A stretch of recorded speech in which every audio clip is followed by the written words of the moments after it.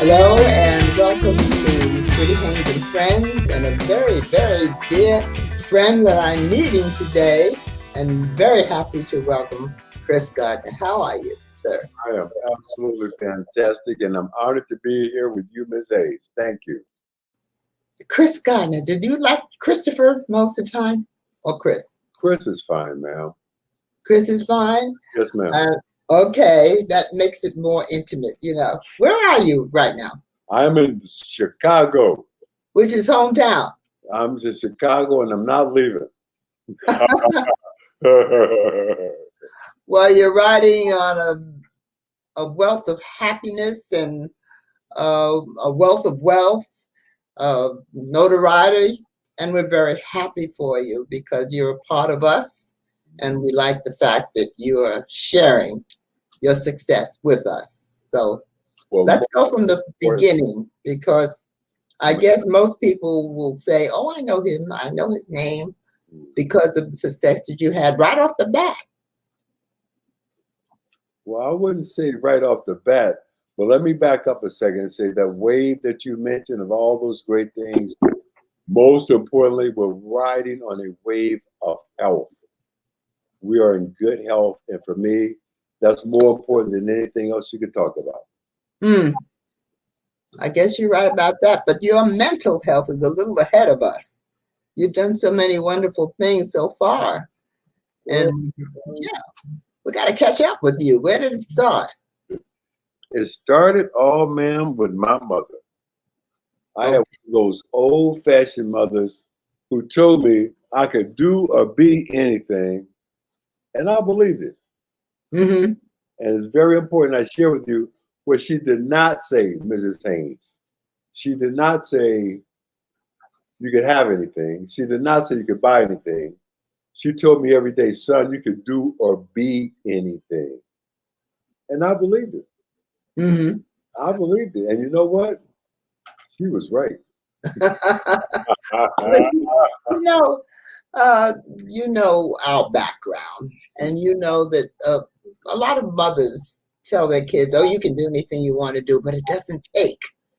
What was it about her saying that to you that made it take that you could write these magnificent words for us to follow? I believe everything that my mama ever told me because she was always right. Period. End of story. When mama said something, it was like, okay, that's the law. That's Mm-hmm. we're not gonna have a lot of discussion, negotiation, or compromise. When she said it, that was it. Finish line, right? That was it. That was it. Well, you did it. You did follow, you did believe, and you did it. Was that your first success, the pursuit of happiness? Well, you know what? No, ma'am, that was not. The truth is, I spent my entire career, 30 years on Wall Street.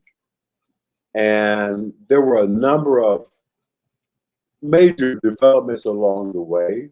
Mm-hmm. Along the 30 years on Wall Street, I ran my own firm, ran my own business, had my own company for 25 of those 30 years. And I like to think that was a big to do. Well, it happened for you with that particular time, not just because you were already a literary figure of note, but because Will Smith took it up and made it a movie. And the combination of that just brought you right out, shroom, smack in front. Well, let me tell you something. Nothing can prepare you for the day that the biggest movie star in the world says he's going to play you in the next movie. Nothing prepares you for that. Okay? And I got to tell you, I can't say enough good things about that young man. He did an absolutely phenomenal job, but his son was even better. Yeah. Did you know him before then? I mean, did you have confrontation with him or anything? No. I met Will Smith for the very first time at his home. He invites me. He told me to bring along the script and any notes that I might have on the script. I brought the script, Mrs. Haynes, but I Mhm. also brought a picture of my son and I from that point in time in our lives. And I said to him, we could talk about this script or we could talk about these two guys. What do you want? You know You what? still you still see him, I'm sure. You're still friends. We're friends, but I have not seen anybody for a year. Mrs. Haynes, look, I have taken this lockdown, quarantine, pandemic thing very, very seriously. And it breaks my heart because I have not been able to see my grandbaby for a whole year. Now, that's been the hardest part of this whole Yeah, experience. yeah, All of us want to be with our babies. yeah, I know. Mm. All right, so we did that one, and then you came right smack damn up the next one. Mm. And then your third book. Yes, ma'am. Well, let's talk a little about the second one. Mm-hmm. Now we're talking about something else, something that you can do with your life. Mm-hmm. And that second one is the lesson in getting from where you are to where you want to be. Mm-hmm. And the motivation there is what? You know, Mrs. Haynes, that book, Start Where You. Oh, no, no, wait a minute. Call me Trudy, please. Call me Trudy, please. Yeah, well, no, ma'am, I'm sorry. I wasn't raised like that. You can't see it, but I got pictures of my mother sitting right here over my shoulder, and Uh-huh. she looking right at me. Okay, I got you. I know what you're saying. Right? And when you know your mama looking right at you, you better act right. You better. You In better those act right. days, Yes, ma'am. These days too, you better act right. Okay. but I'd like to feel I'm a little more than a little more of a friend to you. So Well, that's fine. Trudy, That's fine. Trudy's all right. That's fine. But you know what? One of my dearest friends was Dr. Maya Angelou. Oh yes, And you know what we called her? Dr. Angelou. yes. I understand. I Doc, understand. So I'm if gonna she, leave you right there with her too, because you Mhm. couldn't have a better follow-up. Oh man, let me tell you something. She's been on my mind so much. That is a voice that we could all benefit from hearing right now. Mm-hmm. And we could all hear her voice on where we are and where we could be going. That would be the voice that I would choose to listen to above all others. And now you're writing another one. Well, we just finished it, ma'am, and today is publication day. The book is being released right now as we're speaking. Now, when we hang up, I need you to go straight to the bookstore and get your copy. Mm-hmm. Mm-hmm. Now, don't give me the mm-hmm. You go straight to that bookstore right now. What? I know what you said uh, gets you moving and gets that stirring in you. But a lot of people feel, okay, I have this feeling, but I can't bring it out. How do you bring this out? How do you bring these things, these thoughts to fruition? You don't bring it out, you let it out. Okay. And the first thing you have to do is give yourself permission to dream. That is why the book is titled Permission to Dream. And no one can give you that, ma'am, but you. That person that you see in the mirror when you're brushing your teeth every day. That person that you see, that's who can give you permission to dream or who can hold you back and prevent you from dreaming. Oh, That's the person. and you have to be able to recognize that, though, don't you? Well, yes, you can. And you can choose to. You can Mm. choose to. That's It's a the choice. permission part. It's a choice. Uh-huh. Okay. When I'm talking with young people, Mrs. Haynes, I'm doing a tour now that's going to have me speak at 1,000 public schools all across America. Wow. And when I speak with these young people, I give them homework. And Mm-hmm. the homework is simple. I want you to go home and brush your teeth. And while you're brushing your teeth, I want you to look at that person you see in the mirror and ask that person 2 questions. Number 1, if I could walk through a door tomorrow morning and be doing anything in the world, what would it be? What would it smell like? What would it taste like? What would it sound like? Engage all your senses. And then ask yourself the second question, which is, what did I do today to make tomorrow happen? Mm. Did I move the dial forward 1 notch? Did I take 1 baby step towards what it is I say I want to do? Mm-hmm. And if the answer is no, then that's on you. Now you got to brush your teeth again. You know what you're doing? You're making us face ourselves. That's the hardest person in the world to face. You know why? Because that person that you face every day in the mirror, that person sees everything that you did. That person heard everything that you said you were going to do. And that person knows whether you did it or not. Uh-huh. In other words, you're being true to yourself. You got to be. And a lot of us aren't. We always look the other way or look behind somewhere else but to ourselves. Well, see, that's why we're giving up our power. When you claim it, you got the power. When you own it, you can't change something until you own it. Mm. Right? And you got that's that face in the mirror. Right. You got to own it. Right? When I was at the lowest point that I had been, living in the bathroom with my son, Mm-hmm. major difference between reality and the film, Mrs. Haynes. In the film, Jaden Smith plays my son as a 5-year-old. In reality, at this point in our journey, my son was 14 months old. Uh-huh. He was still in diapers. That changes everything. And every day in that train station, I had to look at myself in the mirror and wash my baby up. And I had to ask myself some very hard questions. Questions like, why did this happen? Why did that happen? What's going to happen next? But the hardest question, Mrs. Haynes, was, how did I get here? And the answer was, I drove here. Hmm. And the second I said that, Mrs. Haynes, I knew, well, if I drove here, then I could drive out of here.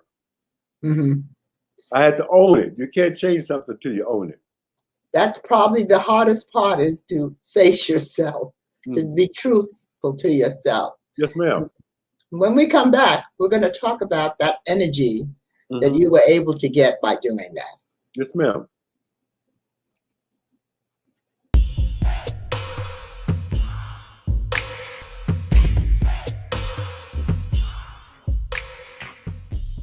And I was below average. You know, so you'll probably ultimately rank somewhere around there, you know, so really, you'll excel at a lot of things, just not this. I don't want you out here shooting this ball around all day and night. All right. Okay? All right, go ahead.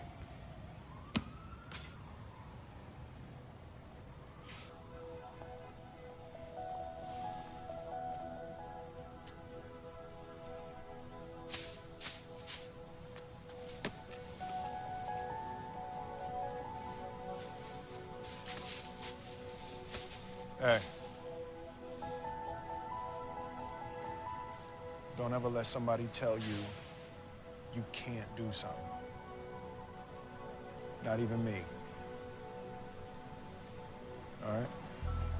All right. You got a dream, you got to protect it. People can't do something themselves. They want to tell you you can't do it.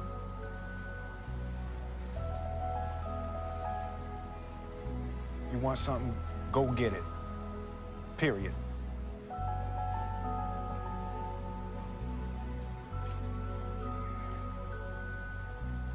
Let's go. Sir, I was just looking at a couple of words that maybe you could help us to reckon with, like atomic time Mm. and Rolodex, or rap and Rolodex. Now, those are coming out of your books, I'm sure, and out of your thoughts. Maybe you could kind of break it down for us. Mrs. Haynes, everyone that knows me knows that I wear 2 watches. Okay? And some people will look at this one and say it's expensive. But this one right here, that one is priceless. This one was hers. Mm-hmm. The last Christmas present I gave the love of my life, our last Christmas together. Holly and I were together for 20 years. I now know the greatest honor I ever got in my life was I got the honor of being her primary caregiver for the last 4 years of her life, and we fought brain cancer. Mm. Some kind of a way, this tumor in her brain began to strangle her optic nerves, taking away her vision to the point that she could only see exactly 1/2 of what she was directly looking at. Mm-hmm. But some kind of a way, Mrs. Haynes, she could see the white numbers on the black face of this watch. She picked it out. I gave it to her on Christmas Day. She opened the box, she looked at it, she said, wow, it's got atomic time. And I was like, atomic time? Let me see that watch. I take one look at the watch and said, girl, that says automatic, not atomic. Okay. All right, you got me on that one. The point is, that's what time it was for us. We were engaged in a passionate pursuit to the nth degree. That's what I mean when I say it's atomic time in America. We are fighting to protect our health. We're fighting to protect our families. Some of us are fighting to protect our businesses and livelihoods. And some of us are fighting to protect our dreams. It's atomic time all over the world. You have found yourself and you have done a lot of things to bring us happiness, all of us. Where are you going again after this? Do you already plan, or do you have a marker that's going to take you somewhere else? My plan right now is to help create the next Chris Gardners. And I'm doing that by doing this tour that's going to have me speak in 1,000 public schools all across the country. I'm talking to high schools, middle schools, and upper level elementary schools. And I got to tell you, out of that group, Mrs. Haynes, the group that scares me is those elementary school students. Those 9-year-olds and 8-year-olds, you know why they scare me? Because they ask you big people's questions in little people's bodies. Is this pandemic holding you back in any way? No. I'm learning these new tools. Mm-hmm. Go forward. We got to go forward, okay? I've learned how to use technology to do what I used to have to do by getting on an airplane. Prior to the pandemic, Mrs. Haynes, I was on an airplane and traveling 200 days a year. But now, using technology, hey, I was able to speak in 50 countries last year and never got on a plane. So, no, this is where we had to make a hard pivot. And a hard pivot being defined as something you would have never chosen, but you still got to make it work. That's true. We all have to do it at the same time.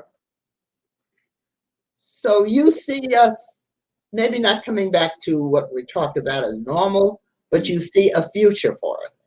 I see a very, very bright future, Mrs. Haynes. I see a bright future because of all the time I spend with young people all across our country. And let me tell you something. Some of us may be less than impressed with some of the players we've seen take the field recently, but in America, the bench is deep. and they're coming. Mm-hmm. And you know what my job is? My job is to let them know that they can. Mm-hmm. That's my job. My job is to let them know this has been done before. Think about it for a second. Yes. Oprah Winfrey and I are the same age, same zodiac sign, and went to the same elementary school. How do we know the next Chris Gardner or the next Oprah Winfrey is not coming and going out of these same public school doors all across America right now? The truth is they are. My job is to let them know that they can. And that they can be discovered. They can create themselves. Right. Don't worry about being discovered. Let's create the best version of you. Mm-hmm. Don't be trying to get discovered. Uh-huh. Discover yourself. Create yourself. I like that. Discover yourself. Hmm. Look you square in the face in that mirror and be honest. Yes, ma'am. And there's hope for us. There's tremendous hope for us. And I got to tell you, I spent some of the best years of my life in the U.S. Navy as a young man. And one of the first thing you learn in the Navy is getting the ship turned around and getting the ship underway are two separate exercises. You got to get it turned around before you can get it underway. All right? So let's take baby steps. It can be done. And you know what? Let me share this with you. Mrs. Haynes, I wish you could see, I don't know, behind me. Years ago, I had a chance to ask my dear friend again, Dr. Maya Angelou, Mm-hmm. if you could only read 100 books your whole life, what should they be? Well, she wrote me a list. So that's my homework behind me. Mm-hmm. Up there. I see it. I see it. And I'm just invoking her name so much because that's a name that helps get me up in the morning. I'll never forget our last conversation where she told me we were talking about struggle. And what she said to me is, we must all be mindful that there were people who came before us who came up a steeper side of this mountain, carrying a bigger and heavier load, but they kept going forward, onward, and upward. And still I rise. Oh, yes. I remember that. I remember that. Yes. This is but now it's our turn, Mrs. Haynes. It's our turn. We got this. Yeah. There is one subject that most people who have been blessed to be able to be in the position and on the height that you are. But it's an elusive subject. And I'm almost afraid to approach it. I think I'll do that when we come back. We'll be right back.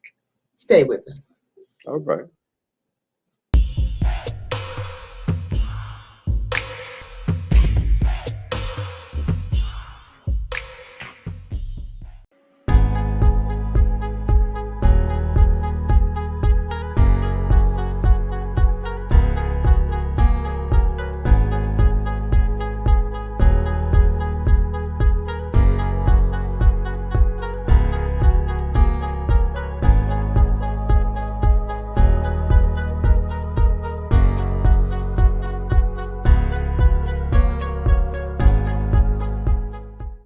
You have your happiness, I hope your happiness behind you, but this new one that you're putting out, let's clap for it. Let's say hallelujah for it. Permission to dream. It's blessed today, right? Oh, that's wonderful. Yes, ma'am. Ooh. And I left you by saying there was one subject that I don't know if it has been dealt with elaborately, secretly, or at all. But it surrounds us all, and that is death. How do we face that, Mr. Gardner? How do we come to grips with that? Because it's such a final note. Live now. Live now. Death is going to come. Don't wait on it. Live now. Okay? And you know what? I'm so glad you asked me that question. Let me tell you something. Of all the things that we learned in 2020, the one thing that we all learned that cannot be disputed, none of us knows how much time we got left on the clock. So live now. You'll be dead forever. Live now, baby. And that's why I'm giving you permission to dream. So whatever it is that you want to do it right now. The people that you want to know that you love them, let them know right now. The change that you want to see in your community, in your family, and in this country, start making those changes right now. And I'm giving you permission to do it. And let me say this, Mrs. Haynes, in all sincerity, with everything going on in this country right now, if you gave everybody permission to dream, we would probably all dream of the same thing. We will want to be able to be with our families and people that we love. We probably put a lot of this other stuff on the side for a second. It wouldn't be so important if I could be with my grandbaby right now. I understand. I understand. Mr. Garner, all the things I want to be with you right now. This has been a pleasure. I wish you good health and continued success. Well, Mrs. Haynes, thank you for being a part of us, and thank you for sharing so many of the things that you've learned with us. And I hope we meet again very soon. Well, we will meet again, because when I get my show, the first person I'm going to interview is you. Hallelujah. Thank you, sir. And the book, Permission to Dream, is on the market today. Go get it. All right, let's go. Okay, Mr. Garner, thank you so much. Thank you. It's been my pleasure. Yes, ma'am. We'll see you again soon. Thank you so much. You have something to This say is a about huge experiment. Yeah. And you just have to know that this is a huge experiment. This is an experiment on a worldwide basis. And, you know, there are going to be some casualties in this experiment. Yeah, casualties of war.